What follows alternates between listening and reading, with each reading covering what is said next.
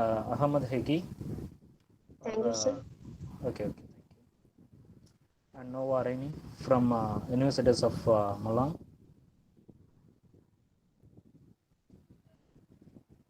And the title of article, EFL teaches professional development through a creative prompt writing on a building characters for elementary school students.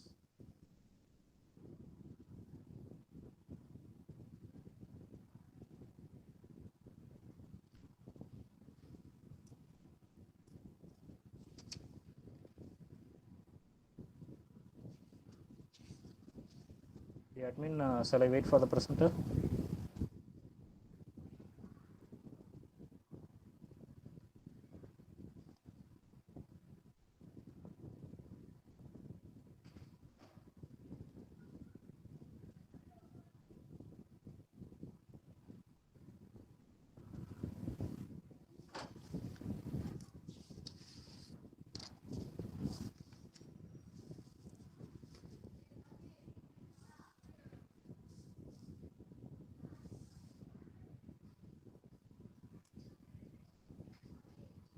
It's okay.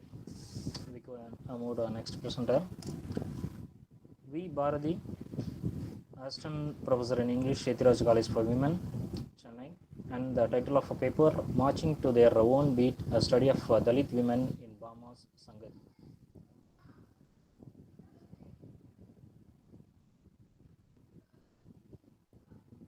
And Mr. Bharati.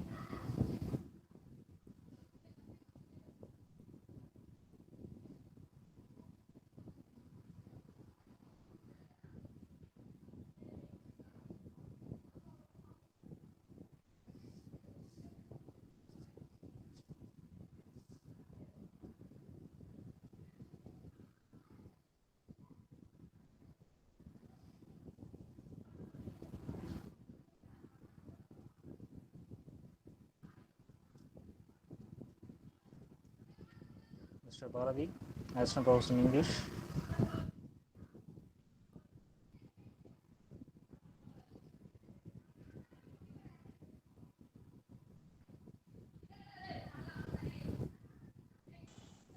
So good afternoon.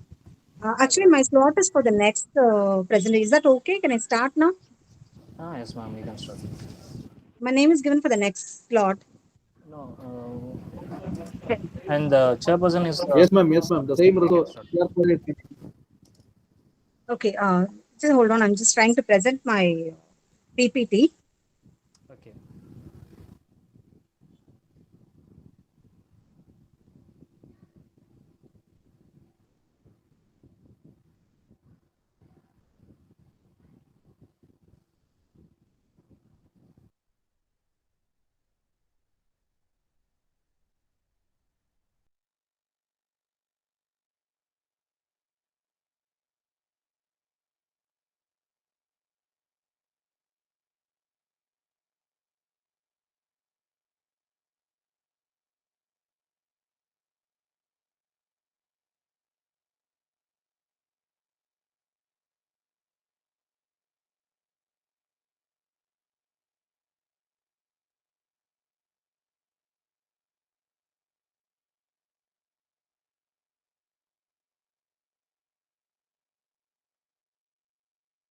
Okay. Good afternoon.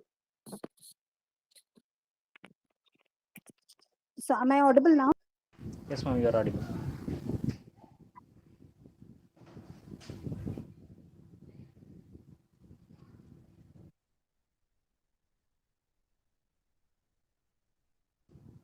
Okay, ma'am, start your presentation.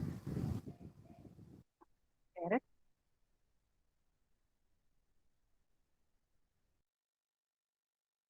Okay. Is my screen visible now? Yeah, yes, ma'am. Your slide is visible. Okay. The topic that I've chosen for my presentation is Marching to Their Own Beat, a study of Dalit women in Burma's Sangati. Now, Sangati by Burma is, why am I not able to change the slide?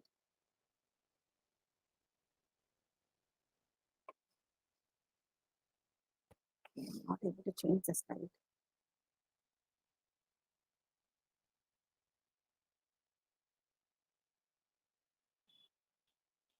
Okay, I'll just go on. I'm not able to change the slides. I don't know why. Uh, okay, Sangati is actually a collection of narratives of Dalit women's life told by a young Dalit woman, Bama. And this is actually a sequel to Karikku, which is the first novel written by Bama, which was more or less an autobiographical novel. Now, this story, Sangati, is not just a story of one individual.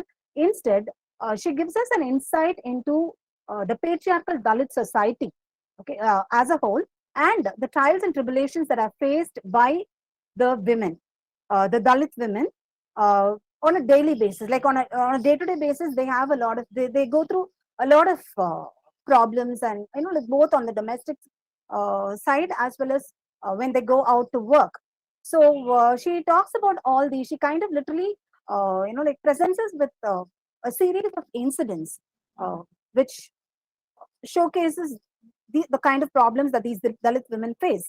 And the characters actually are taken from different generations. Like we have Vellema Patti, who happens to be Bama's own grandmother. And there's another, her cousin, Mariamma. Her story is also narrated here. Like she is the granddaughter of Velema Patti, as well as she happens to be Bama's cousin. And we also have a character called Maikani.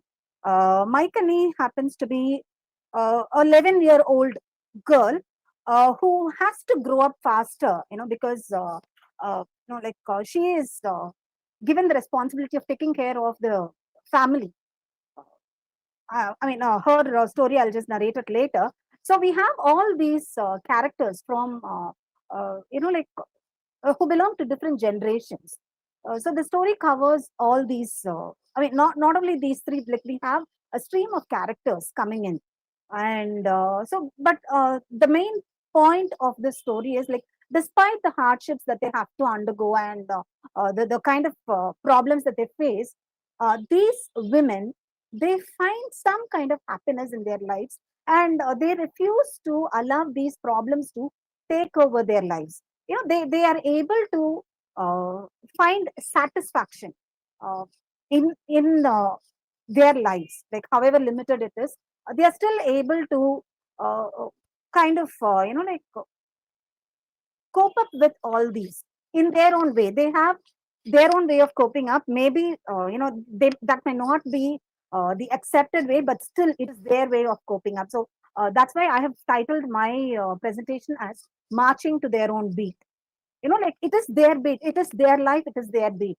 So their lives are conditioned to follow their beat. So that was what I was trying to focus on in my paper. And now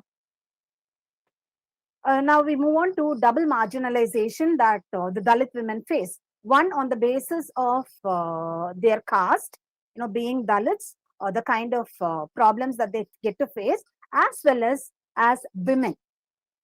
Even within their own community, even within the Dalit community, they are not treated as equal to men. So this kind of like the double level of marginalization that they have to cope up with is what is faced by Dalit women. Like the caste as well as gender. And as far as gender is concerned, like the self versus other, the dual ideologies, or as Simone de Beauvoir talks about, like the men for consider themselves as the self, so immediately the women are considered to be the other. Okay, so the kind of conflicts that arise, and here the self versus other can also be the upper caste and the lower caste. So the double layers of marginalization that Dalit women have to undergo. So that is one concept that is frequently discussed in the book. And intercaste marriages. So when we come to intercaste marriages, Dalit men are allowed to marry out of caste. Like if they choose a woman from outside the caste, nobody has anything to say about it. They accept it as part of their life. But if a woman does that, if a woman even tries to do that, it is frowned upon. And not only that, the girl is subjected to humiliation at every level. there's one incident which happens here, like where a girl tries to, I mean, she falls in love with a man from another caste, and the groom side they're okay with it, but then this girl, uh, like she, I think her name is Irlai. She is the eighth child, like seven brothers, eighth child, and then she falls in love with a man from another caste, and she elopes because her parents, her father and her brothers wouldn't approve of this. They continually beat her up, humiliate her, and all that. So she elopes, and what happens is, like when she is pregnant, like she's almost 9 months pregnant, the brothers finally find her out, and they bring her back. Like under false pretenses, saying that the delivery, the first delivery, should be in the mother's house and all that. So they bring her, but they kill her, and she is believed to walk around as a spirit, and trying to enter the enter the bodies of unmarried women and all that. So intercaste marriages are frowned upon. And there's one more instance where the church, the church, the Dalit community, like we had a lot of conversions taking place, like many families got converted, when the Christian missionaries came in, and the church played a very vital role in their lives, because they had to take their communion, like the marriage has to be sanctified by the church and all that. So the church did play an important role. Now what happened was, there was another girl, when she wanted to get married to a man from another caste, like Bama, as in the young Bama, like she suggested that she take the church's help, the priest, or the pusari as he's called. Dalit, they don't really make a difference between the Hindu pusaris and the Christian, like the terms are the same. So she asks her to approach the pusari and take his help.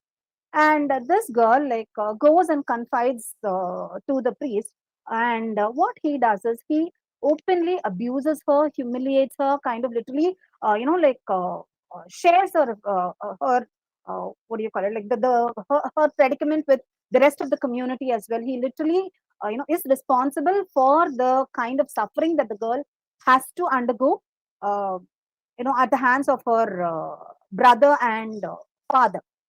So the church also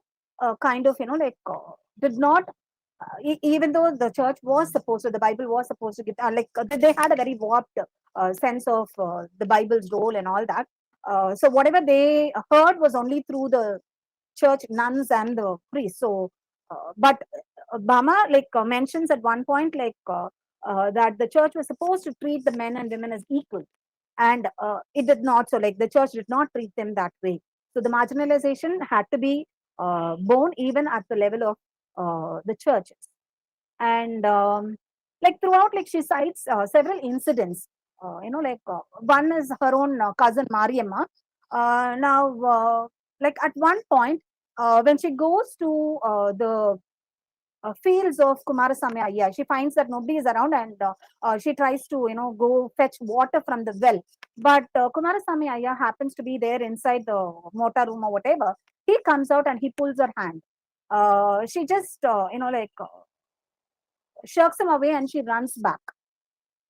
But Kumarasamy Ayya, like fearing that what if she goes and complains about him, what he does is, he goes to the panchayat, the natamais. There are two natamais, like senior and a junior.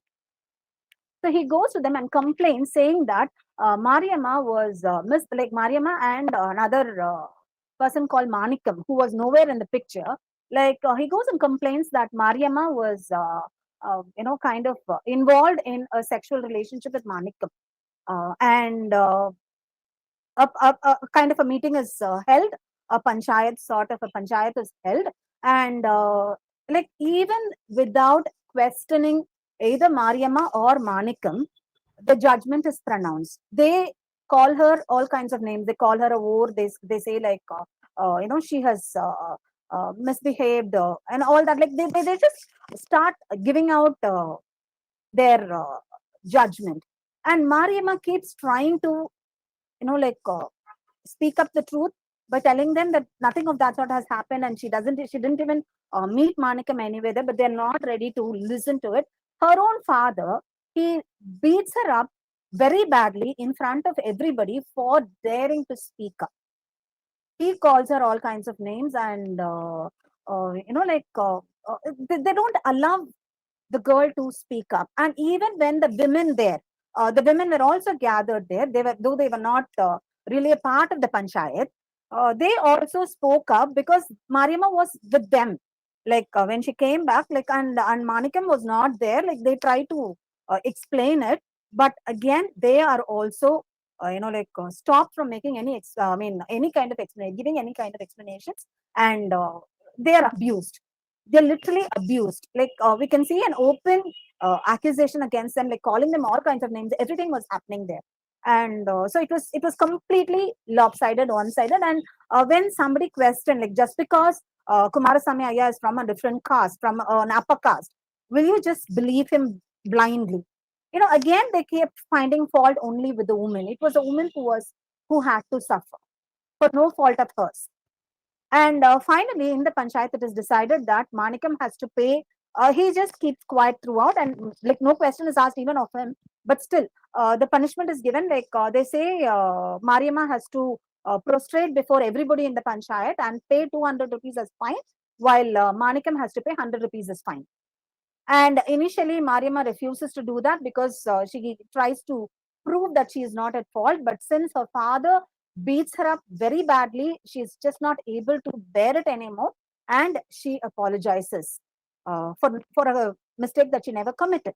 And Manikam, like he pays off, I think, 50 initially, and then for another 50, like they pawn off a copper vessel. They come and leave it with the panchayat leader, the panayar, and the money has to be paid later.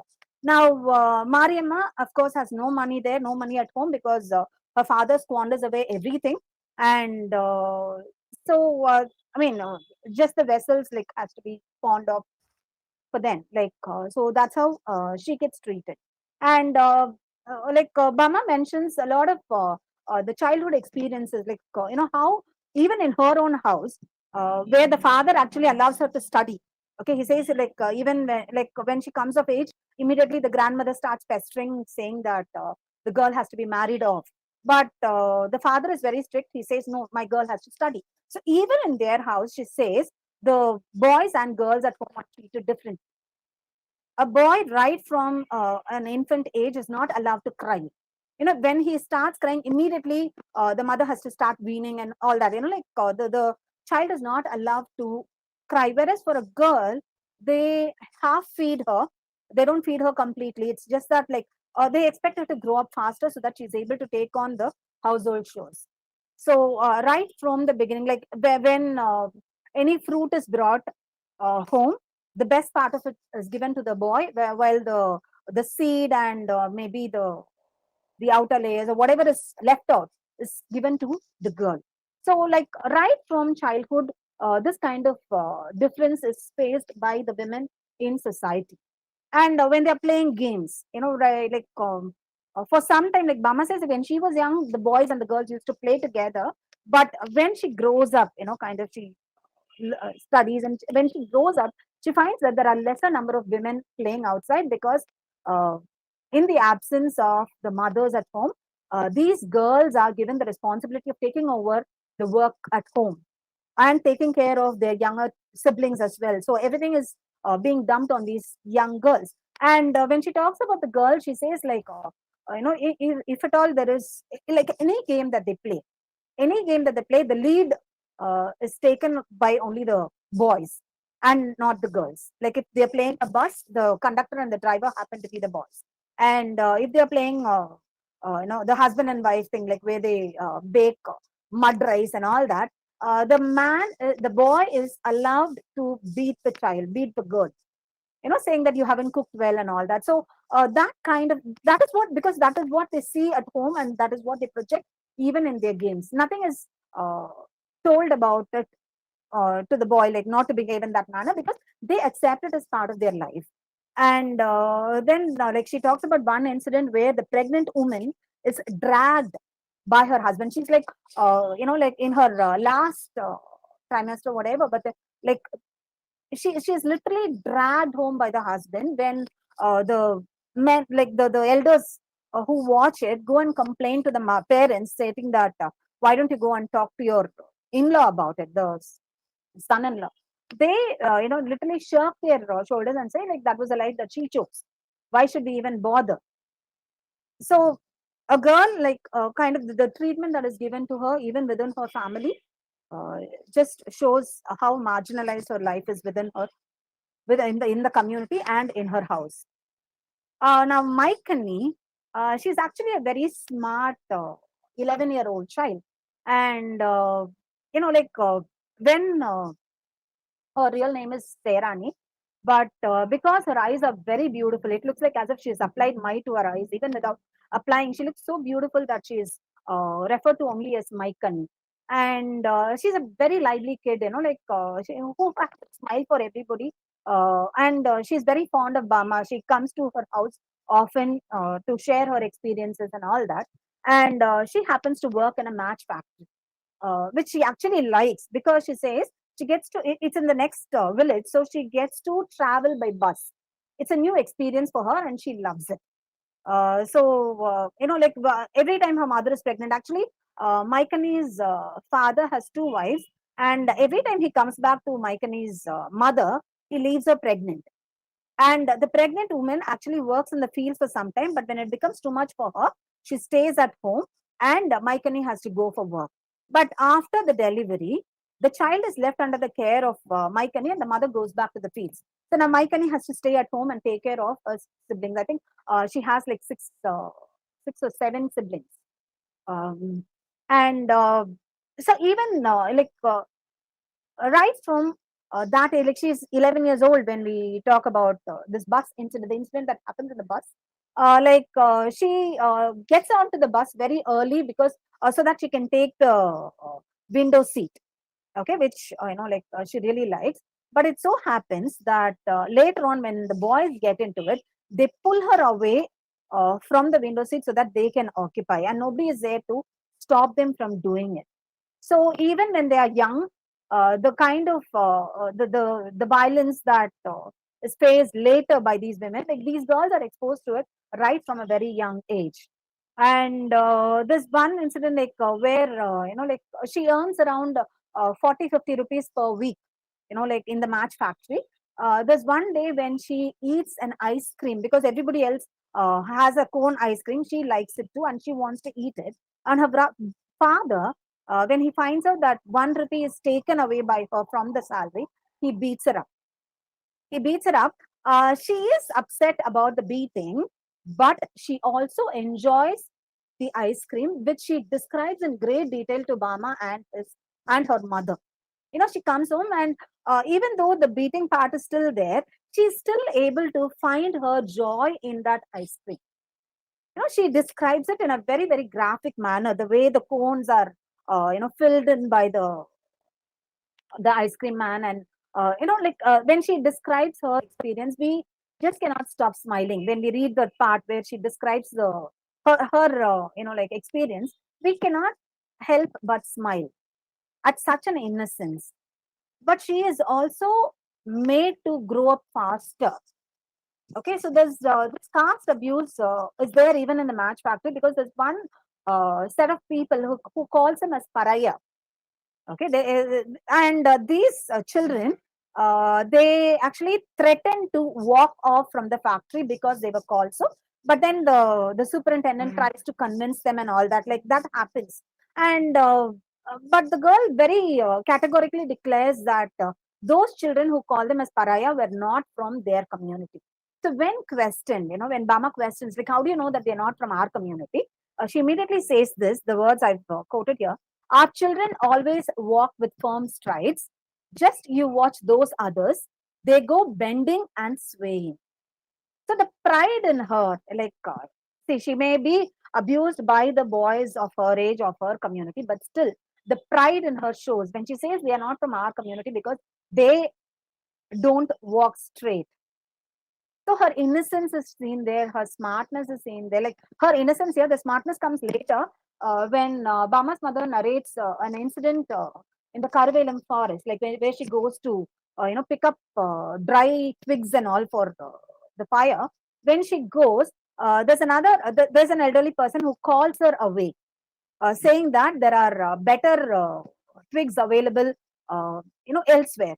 And when all the girls like who were there with Maikani, when all of them go together, that guy stops and says he wants only Maikani.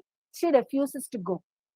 She says she didn't like the man. He didn't look all right. So these children are made to grow up faster. They have to become mature faster. And how do these Dalit women cope with domestic violence? There is a lot of domestic violence. We spoke about how the men folk are allowed to beat up the women and all that. There are two instances that Bama mentions where Dalit women cope with domestic violence with violence of their own. Okay, that is their way of protesting. There's one incident where Rakama and Pakiraj, the husband is very, very angry and he keeps screaming. And before he can hit her, Rakama shouts out loud, saying that somebody come and help me. This guy is beating me up and all that. Like, even if before anything can happen, she starts screaming, shouts obscenities at her husband and all that. Like, so when he becomes very furious, what she does is, in front of everybody, she just lifts up her sari, and this kind of humiliates Pakiraj, and he leaves the place. Initially, Bama says she's actually disgusted with that behavior. But later on, when she comes to think about it, she realizes Rakama has done something which would shut up Bhagiraj, whether it is the right way or not. But still, that is the only way that she knows how to control her husband. So, and that is one instance, and another instance happens in Kalyam and Chinnapan, which actually is narrated more in a humorous manner, because Chinnapan does some work at home, like not something which can actually help the wife, but like he tries to remove the seeds from the bottle guard and all that. And Kalyamma, after finishing work in her workplace, like in the fields, she goes to the market, gets everything, and comes. But what has happened is, like, the rice that she had kept in the wooden stove, or whatever, the stone stove, that was burnt because Chinnapan had not taken care of that. So she literally rants and raves at him. She yells at him, and then everybody else tries to convince, he was only helping you and all that. She refuses to listen to that.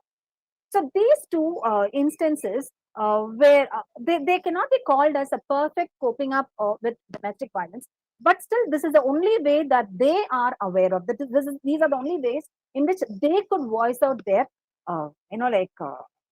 voice out their opinions, or voice out their objections to domestic violence. And like she talks about how this kind of shouting and fighting only keeps them sane. Later on, there is a kind of comparison that is made between upper caste women and lower caste women. Like Bama points out that these are the kinds of behavior that actually keeps the Dalit women sane, because otherwise, like, they might go insane without, by, keeping everything bottled up within themselves. They might go insane. So this is their way of voicing out. This is their way of bringing out their emotions, and trying to come to terms with their own lives. Okay, I just have one more slide, I guess. So marching to their own beat. So this is what I said, like, the Dalit women, in the final chapters, like when they are literally skinny dipping in the wells, in the pond, they talk about how privileged they are compared to the upper caste women. They talk about various marriage formalities where there is no dowry system for them. The bride's family do not give money. It is the groom's family which has to pay this bride price. Maybe if we can remember, Sidi demanding bride price from Lakunle. I guess it's the same in all communities. I mean, the olden communities. So we have the parisam, which is given by the groom. And widowhood, there is no concept of widowhood among Dalit women. When the husband dies, the woman is free to marry another man. It's her choice. And remarriages are allowed for both men and women. And the best thing that can be found is they are allowed, the women are allowed to end marriages on their own. They can take a divorce, they can demand a divorce if they find their husbands too very repressive or like abhorrent. They can actually talk to the elders, the panchayat leader, and explain to him what their reasons are, and their marriage is dissolved. So they don't have, but this choice is given only to the Hindus, like the Dalit Hindu women. But Christian converts are not given that choice, because their religion like kind of demands that they can take another husband only after the first husband is dead, not before that. So that kind of discrimination is there, but still Dalit women are allowed to like initiate divorce. And she points out the differences in like the differences that they have in their lives from the upper caste men. One is economic independence. They feel that since they get to like both the men and the women work, the woman's salary is or the wage is spent on her to take care of the family, whereas the man squanders it. She is not I mean, she is not able to question the man on his squandering, but still she is okay with it to a certain extent, because she has her own economic independence. She can feed her family with her wage, unless and until she's pregnant and she's not able to go to work. Otherwise, she is okay with it. And the freedom of movement, again, there is a kind of a difference being brought out, where the upper caste women are not allowed to leave their homes, like unless and until they are accompanied by their husbands or whatever. Whereas these women are allowed to roam around free, and they are talking about all this when they are actually, taking bath in a pond, even though it happens just weekly once. I mean, that's what it's mentioned. Like they don't have time even to take a bath. They do it only weekly once. So they feel that they have a lot of freedom of movement, which is denied to the upper caste women. And of course, dowry system is very rampant in the upper caste, where and like once the girl is widowed, or if she has to leave her husband, she is abused a lot.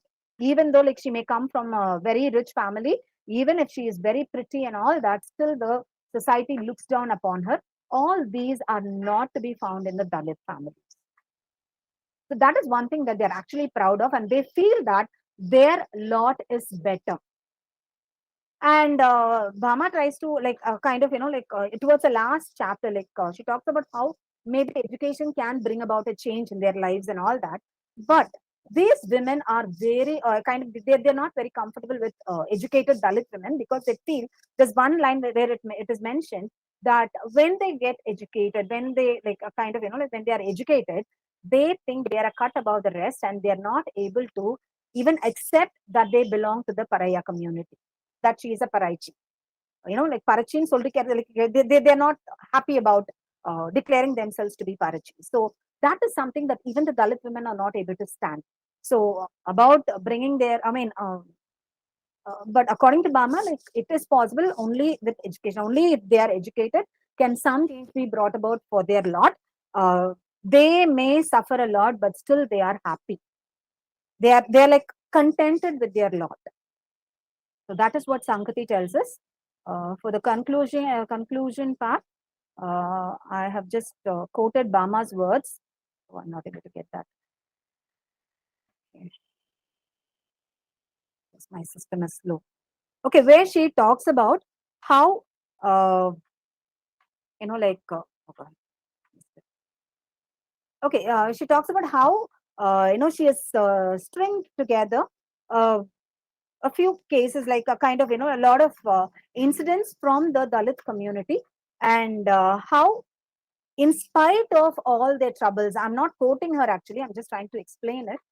In spite of all the, problems that they face, the trials that they have to undergo and all that, they don't allow these problems to either crush them or shatter them. Okay, they go about their lives in a very, very lively and rebellious manner.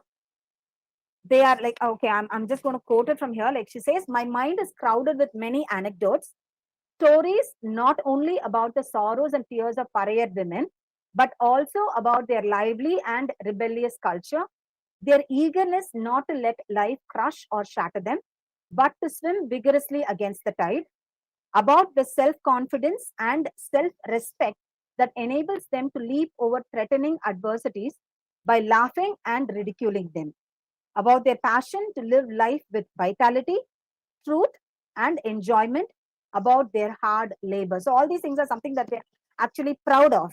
They are not worried about all this. They are not, they're not coming down to all this, bowing down to all these. They are happy. They are proud that they belong to that community. I wanted to shout out these stories. I was eager that through them, everyone should know about us and our lives. So, this is what Bama has to say about Sangati. Okay, so that's it. Thank you. I'm sorry that was a very long presentation. Thank you, ma'am. You are given a wonderful presentation. Thank you, And sir. this is any queries from the participants?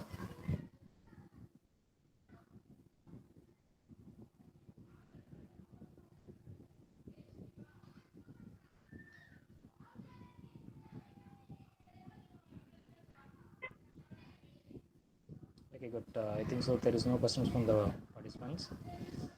Okay, You sir. are given a wonderful presentation and very clear. And Thank you, sir.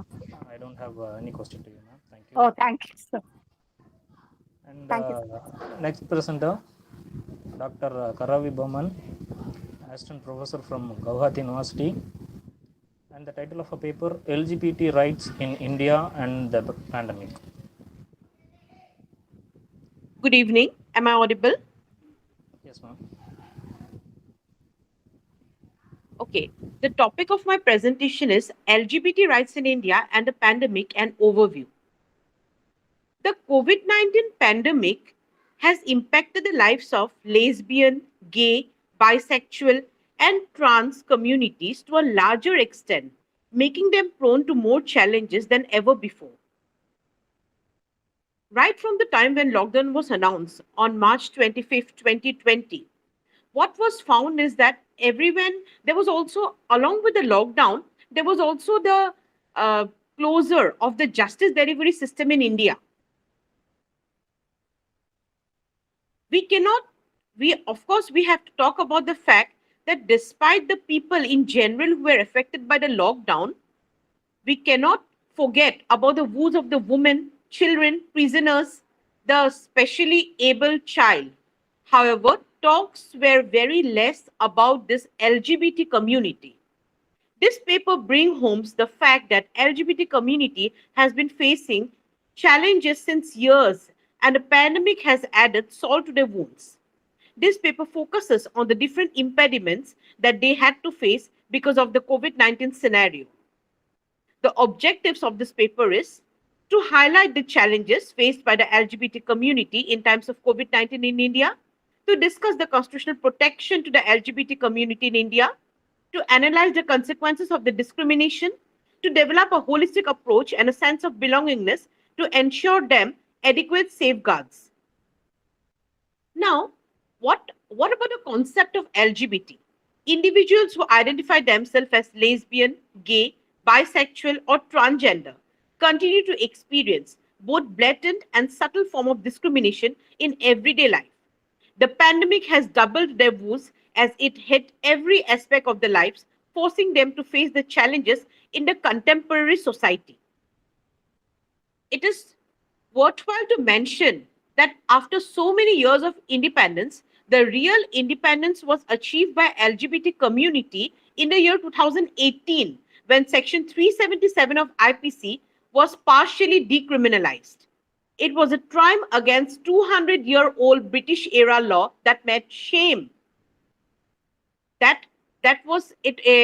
I should say it legalized the same-sex relationship, and it is no longer an offense. Justice Indu Malhotra said, history owes an apology to the members of the community and the families for the delay in providing redressal for the ignominy and the ostracism that they had suffered through the centuries. So this paper basically brings home the challenges faced by LGBT community in the time of pandemic. Firstly, I would like to highlight on violence. Now, when we talk about violence, if we talk about the other countries, say France, or say USA, what I have found is that there were certain shelter homes for the women, for the children to take care, the abandoned children, the women who faced domestic violence. But what about the domestic? What about the domestic violence that this community had been facing? Though that means there is no proper legislation for the protection of women, as we are having the internationally CEDAW is there, Convention on Discrimination, a convention on the elimination of discrimination, all forms of discrimination against the women. And also we are having certain protection, special legislations are there. But the constitution specifically do not talk about LGBT community. Of course, it has Article 14, which talks about right to equality for all. It talks about right to 15, which talks about the protective discrimination. So in protective discrimination class, women are included, children are included, but LGBT community is not included. So what I want to focus through this paper is that this class deserves special mention, this class deserves special protection. Talking about criminalization, what I have found out is that in Uganda, just after the lockdown in times of pandemic, a shelter for LGBT community was raided by the neighbors and security forces, and 23 people at the shelter were arrested. A search was conducted in the shelter to find evidence of homosexuality. Two of those arrested were beaten up, and all were subjected to verbal taunts due to their perceived sexual orientation. 19 of those detained were formally charged with engaging in negligent act, likely to spread infection of disease and disobedience of law and order. Unemployment. So these has been a vital problem. What I would like to highlight through this paper is that the Constitution has provided protection, and in Navtej Singh Johar versus Union of India, it has been clearly held that constitutional morality is above social morality. So this is high time that a proper legislation, no doubt that the judiciary by means of judicial activism have tried to be the real guardian of the constitution, but it's high time that even the parliament comes forward and shows some sort of belongingness. So not to mention about the legislature, executive and judiciary, but a sense of belongingness should come from within. Therefore, utmost responsibility also lies on the stakeholders that they come and take care of this community. Thank you. Thank you, ma'am. Any queries from the participants?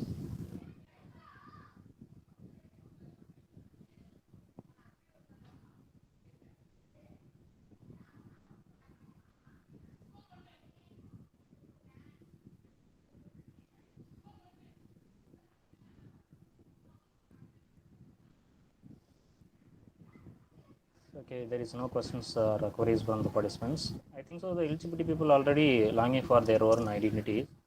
Yes. Now people even suffer during the pandemic period. They are economically also they are suffered very. Yes. Worst. Thank you, ma'am. We are revealing their struggle through this research, and I wish you to continue your research. Thank you, sir.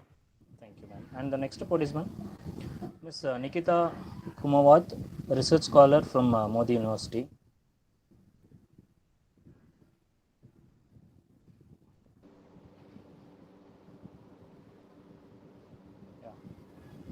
And the title is Application of Ecofeminist Theory in the Ministry of Utmost Happiness. And the time is yours. Present your paper. Good evening, sir. First of all, I would like to thank the organizing committee to organize such a fruitful conference to present our research works. So thank you so much. Myself, Nikita Kumawat, a research scholar at Modi University of Science and Technology. My co-author is Professor Ashok Singh Rao, HOD of Department at Modi University. Let me introduce my topic, that is about application of eco-critical theory in the Ministry of Utmost Happiness. So the work has been written by Arundhati Roy. The ecofeminist theory seeks to confirm feminism to examine issues that concerns nature. It also contemplates the environment is the feminist issue. First, this term was coined by Francois de Huban in 1974. uh, Ecofeminist writers, activists through their writings and activists have tried to empower women and contribute the preservation and maintenance of environment or nature. In India, in Indian history, women-led environmental activism and movements like Bisnoi movement in Rajasthan, Chipko movement in Uttarakhand, uh, emerged before eco-criticism was emerged. Just like that, Arundhati Roy is highly acclaimed eco-feminist writer of Indian English literature. Intensifies her concern for the exploitation of environment and women. This paper also seeks to outline the Arundhati Roy's latest novel, The Ministry of Utmost Happiness, as the subject of represent the complexities of the relationship between nature and women and manifest the non-anthropocentric attitude towards nature. It also draws out the plight of trans women, marginalized and revolutionary women and the roles to uncover the exploitative learning of the patriarchal society in which male plays the dominant role. The author unfolds the dimensions of old birds and animals being the victim of unethical modernization, rehabilitation, and the scientific technology. Using the ecofeminist lens, this paper aims to trace how nature can be embraced to transform the generated issues that have been established to mute women and other non-human lives. Now, sir, I would like to present my screen. Just give me a minute.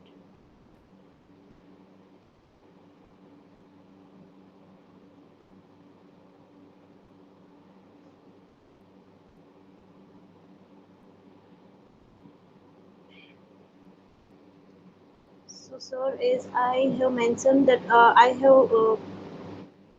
have introduced that what is eco-criticism and what I did in research paper is about that how Arundhati Roy discussed about environment and how environment has been became the victim of human anthropogenic activities. Like she have raised the issues such as wiping out of natural species, predicement of zoo animals, and suffering of animals that are used in scientific labs and deforestation pollution and weather patterns are changing due to nuclear testing. These are the effects can be seen in environment that are happening because of humans anthropogenic activities.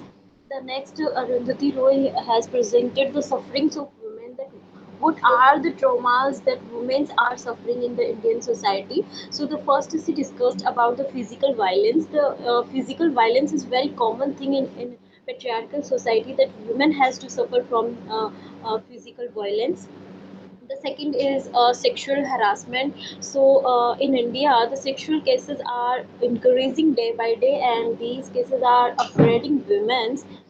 The third is lack decision making rights, mental pressure, plights of women, and identity crisis of women. All these problems are highlighted by Arundhati Roy in her novel The Ministry of Utmost Happiness. After studying the novel, I came to the conclusion that as Arundhati Roy highlighted all the environmental and social evils through her novels, we came to the conclusion that all the environmental issues are the outcomes of human anthropogenic activities. These are the environmental problems that are raised because humans are not aware that their activities are degrading the quality of nature. And the second root that has been discussed is the patriarchal society. Women are being oppressed by men. Therefore, patriarchal thinking must be demolished. all biotic and non-biotic organisms have similar right in this universe. Nobody is superior to anybody else. Therefore, everyone has right to live their life with peaceful. Thank you. So that's all about my research. So thank you, ma'am. And any queries from the participants?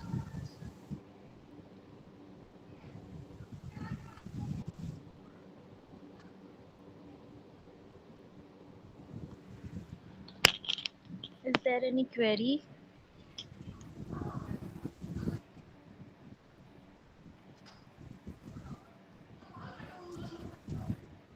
Okay, I think so. There is no any queries from the participants, and I have a clarification. You are explained the such a things, distraction of environment and sufferings of women. Yes, sir. Do you have any remedies for these? Any remedies like that, sir? I didn't understand what you. Do you have any remedies for distraction of environment and sufferings of women? So we have to aware about that how human activities are degrading the qualities of nature, because the every small step of human beings affect environment. And the I will not say that the patriarchal system is the main root of the women's domination, but the thinking that has been deep rooted in the society is the main problem. We have to change this thinking that women's are not superior, women's are equal to the men's. That's also. Thank you, ma'am. And next participant, Sunita Kumari, research scholar from GNA University. Good evening, respected presiding chair and my dear participant. The title of my uh, paper is Breaking the Stereotype, the Narrative of Struggle of Transgender in the Ministry of Utmost Happiness. I would like to elaborate through PPT. Kindly allow me to share my screen.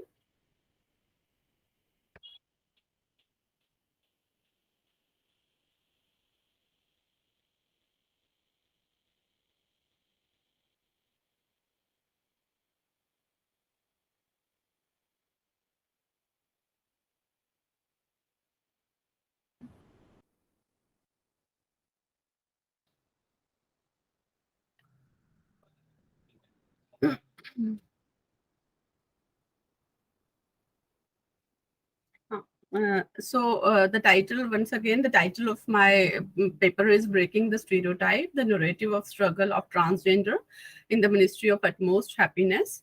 So the work was written by Arundhati Roy, an Indian author and social activist who is widely recognized for her contribution to the Indian society. And this particular work this particular work is regarding the undervalued and underestimated hijras. So I would like to first begin with the dichotomy between gender and sex. So gender and sex are generally used as interchangeable terms, but they differ from each other. Gender is a social construction, whereas sex is biological. Am I audible? Am I audible? Yes, ma'am. Yes, ma'am. You are ready. Okay. So when referring to gender identity, it is generally considered as the sense of people as male or female and is related to people's existence as male or female. The framework of Indian society is deeply structured and patriarchal. It erroneously believes in the existence of only two recognized genders. They are male and female. So, gender based discrimination and exploitation is deep rooted menace in the Indian culture. Gender equality remains a challenging factor towards the development of society owing to existence of gender stratification prevailing within the social structure. So, one such discrimination is witnessed against transgender community.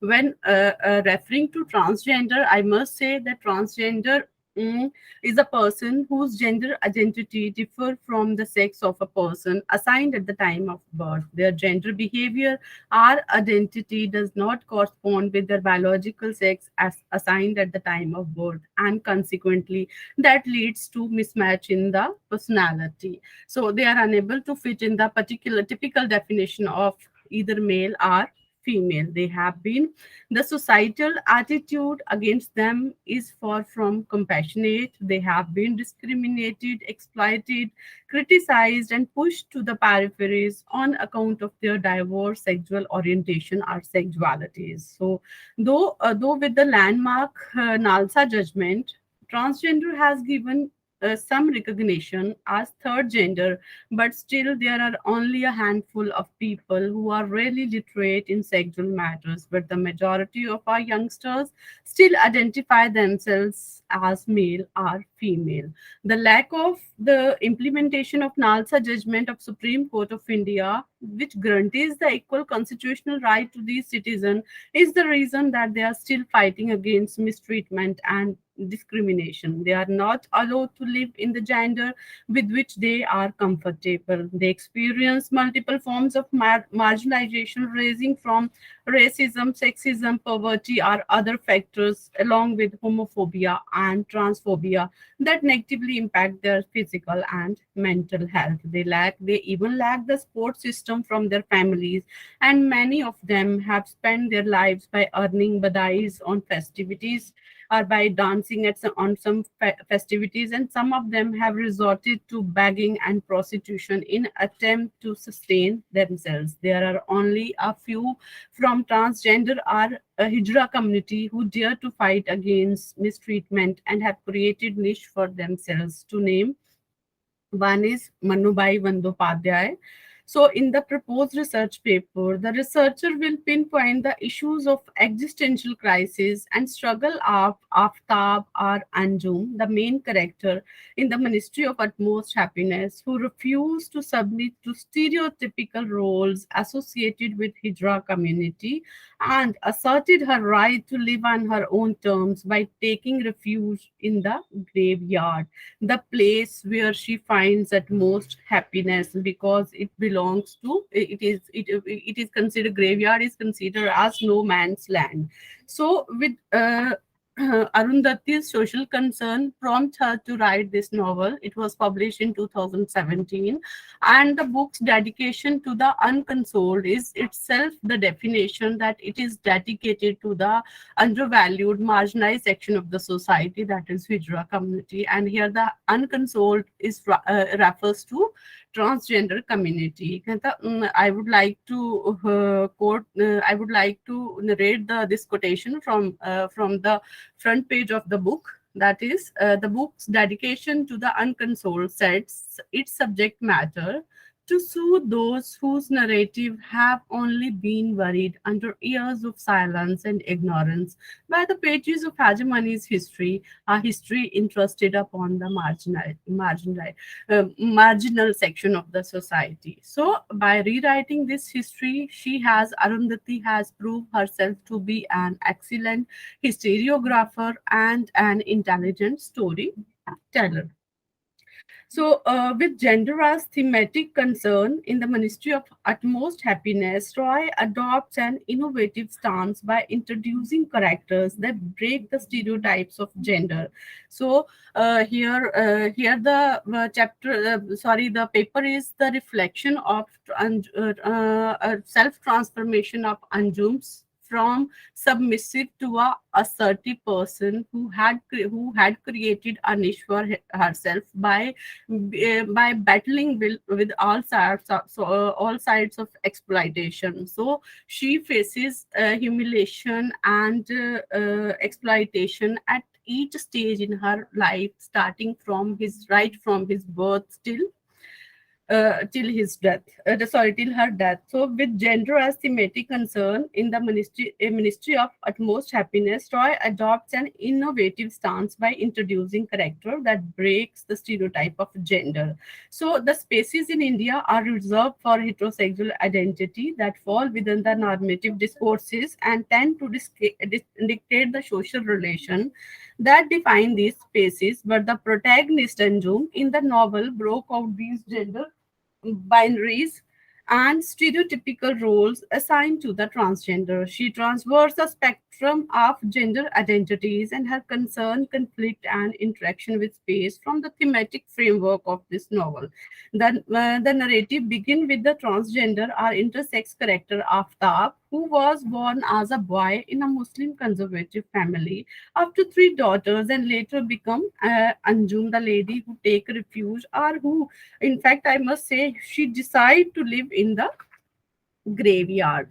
So the transgender problem in this novel, in this paper, is primarily depicted by the character of Anjum, a Hijra. The tale follows Anjum, a transgender woman, or you can say Hijra, who used to go by the name Aftab. Anjum was born into a Muslim household of conservative middle class family, and her dad never acknowledged her as a child.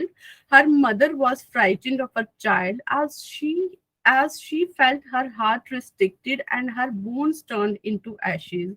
She believed that every word in Urdu had a male or female gender, and she realized nothing is in the middle in this universe but her kid. Her kid is stuck in the middle. She was concerned about her fate, whether or not she would have status, position, and respect in the society or be discarded. When Aftab grew up, he is interested in music, but he has to abandon academics and musics as other kids do. So worried parents brought Aftab to a sex therapist who declared after diagnosing Aftab, he declared that he was not a hijra, a girl imprisoned in a male body in medical term. But Aftab was joyful, satisfied than ever before. Inside Aftab, there was no conflict, while other transgenders are struggling with the environment and acceptance. So Aftab begin to mix with other transgender people living in the Kwabag. Kwabag is a place where transgender community lives. So Anjum's firm determination to become women leads her to join the community of Hijra, named as Kwabag, or it is also referred to as House of Dream. After permanently abandoned his home and turned to Anjum, though the House of Dream seems to be an ideal place for the said community, but here Anjum suffers from her position as an outsider. She suffers from the power struggle and the conflict between old and the new generation. Ultimately, she leaves the House of Dream to live in the graveyard, where she sets up guest house or paradise. So Anjum's desire for self-assertion and liberation take her to the territory of graveyard where living and dead coexist, and the place where she find her true self and experience utmost happiness. So Anjum finally had a pleasant existence, and the society was also not critical. Then this novel, you can say this paper, demonstrate Anjum's desire in forming new multiplicity of connection with other people living in the graveyard to end all forms of alienation. So Roy portrayed the change, the suffering, and the battle of Anjum poetic to any transsexual living in a modern nation who are considered as shameless fellow and whom the society has failed to offer equal freedom. So Roy used a tree metaphor to depict Anjum's existence. I would like to quote here. I quote, she lived like a tree in the cemetery. In the morning, she saw the cows off and greeted the bats at home. She did the exact reverse at night. I unquote. So she just as tree provides shades to the people irrespective of any kind of discrimination. Anjum also become metaphorically, the Roy mentioned Anjum as a person who, instead of begging for her earning, she accommodates the needy and the downtrodden and the marginalized section of the society in the house which she created or which she constructed in the graveyard, and she started the cremation services there. Those people, those who are the marginalized section of people came there, and she performed the burial ceremonies there. So in this way, she her existence is, she symbolically stands for the nature's assistance to the poor section of the society. So the subject Anjum was made extremely obvious that he represents determination, patience, and confidence. She has the guts both to embrace the femininity and the disgusting views of other that she is transgender. She has the ability to turn the grave into a paradise and build a new universe for herself. She opened the doors like a tree to the needy individual she had spawned. So Roy here totally contradicts society's belief that transgender is an anomalous person. So through this paper, I would like to bring up the urgent need of assistance and acceptance to the transgender community in the world. The proposed research would conclude with the note that it is a suggestion to the society that society should need to embrace the diverseness of sexuality imbibed in the genders, and to support the so-called distinct believing genders in creating and extending their own identity, and to help them overcome this their forever prevailing alienation. So thanks. It's all about my presentation. Thank you, ma'am. It's time to participants. Do you have any queries with Sunita, ma'am?